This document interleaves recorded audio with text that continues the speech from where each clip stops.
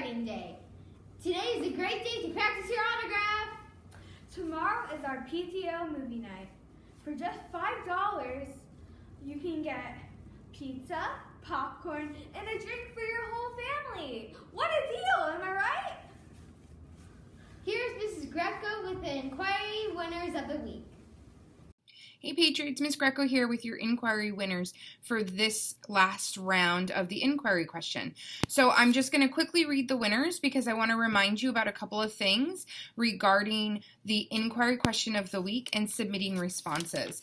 So I was really excited to see so much participation from 5th grade, especially from students in Miss Hepner's class and Miss Martin's class. So 3 winners are Allison Wells, Leah Thomas, and also Avery Lakeo in Miss Martin's class. So we've got Leah Thomas from Miss Hepner, Allison Wells from Miss Martin, and Avery from Miss Martin also.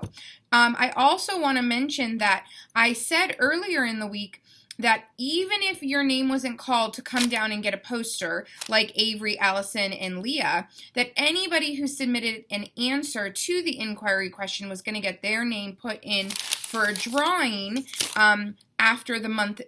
After a few weeks. We'll do a drawing after a few weeks. Probably the end of February will be our drawing. So I've put the names of every single person who submitted an answer on these little Post-its, and they're going to start getting dropped into my little basket to be able to pull names at the end of the month. And so then at the end of the month, you'll be able to come down and we'll pull out 3 from here also, and those 3 students will be able to pick a prize for participating in our inquiry question. So I just want to remind you that in this box, you need to make sure you're putting the answer to the inquiry question.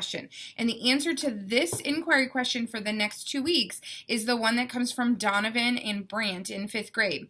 And the question is, why do we only have one sun but many moons in our universe? So please make sure that you are taking a moment over this week and next week to answer that inquiry question, because even if you don't get drawn for the poster winners, then your name is going to go into a drawing to be a monthly winner. And then you'll also get to come down and get a prize. So you get a prize possibly for just participating. So please make sure you're coming down to the hub, answering that question, dropping off your answers, and keep submitting questions for the inquiry question of the 2 weeks, because I am still on my hunt for the next question. Have a great day, Patriots.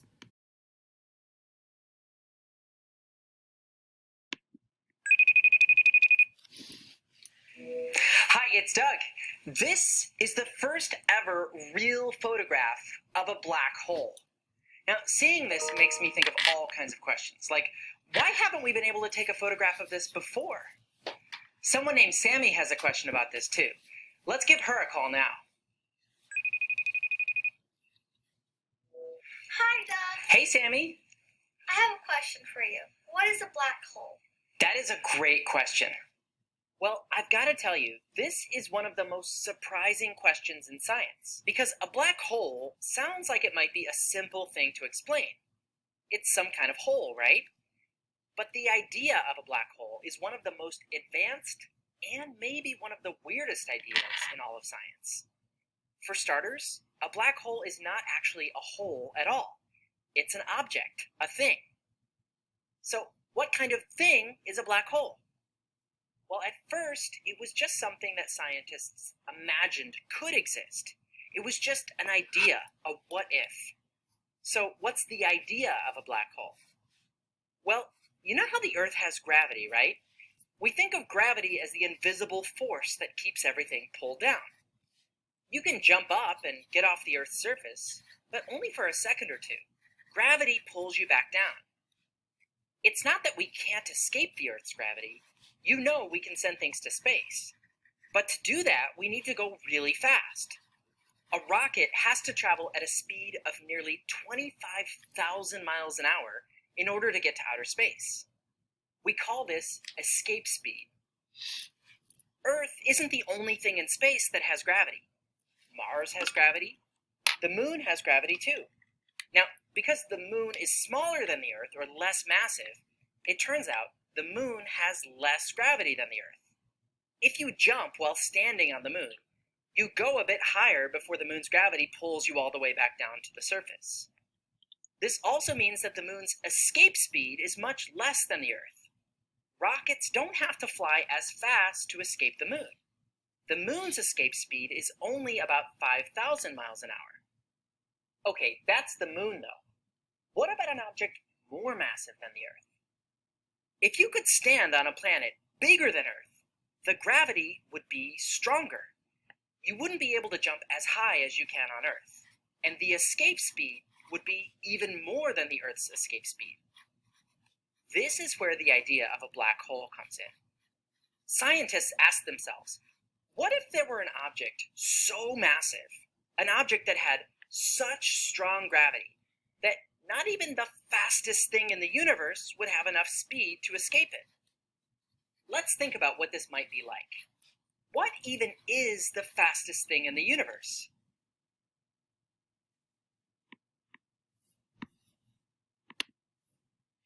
The fastest known thing in the universe is light.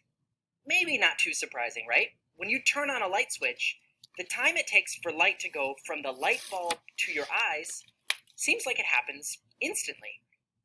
What if there were an object with such strong gravity that its escape speed was even higher than the speed of light? Would that mean even light itself wouldn't be fast enough to escape this object? If you think about it, you can start to imagine why the name black hole makes a pretty good name for this idea. It would be like a hole because an object like this would have such strong gravity. Anything that got anywhere near it would get sucked in towards it. A passing spaceship, nearby planets, entire stars, maybe even light itself. If light couldn't escape an object like this, think of just how weird that would be. Imagine if you could stand on this object with a flashlight. You go to point the flashlight up to shine it into space. But the gravity of the object would be so strong that the light wouldn't even be able to go up. It would bend back and fall toward the ground beneath you.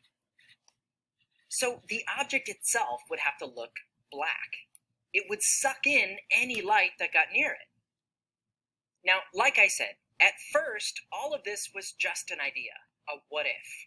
If such a thing existed, would it really do that to light? Can light really be bent? But around the middle of the 1900s, scientists discovered some reasons for thinking that black holes might actually exist in real life. They started looking for them using telescopes. But as you might expect, one reason why it'd be hard to see a black hole is because they're black, and so is outer space.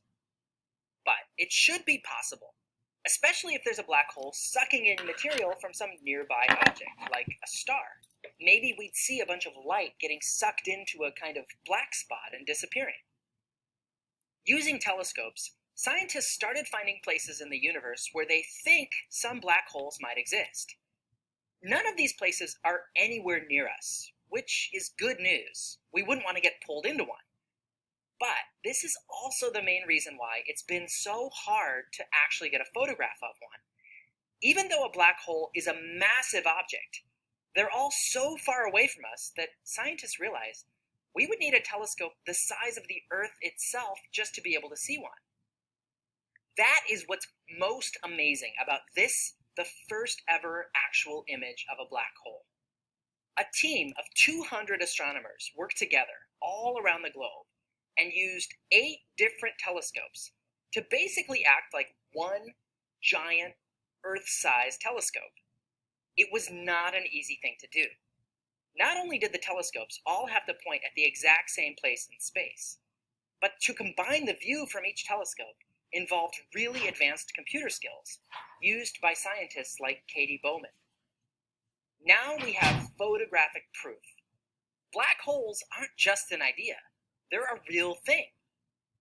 What other kinds of strange things will we be able to discover by combining telescopes like this?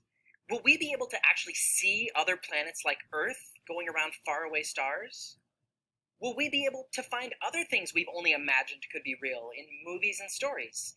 Things like wormholes, passageways that take us to other parts of the galaxy. One thing's for sure, it's an exciting time to be alive. That's all for this week's question. Thanks, Sammy, for asking it.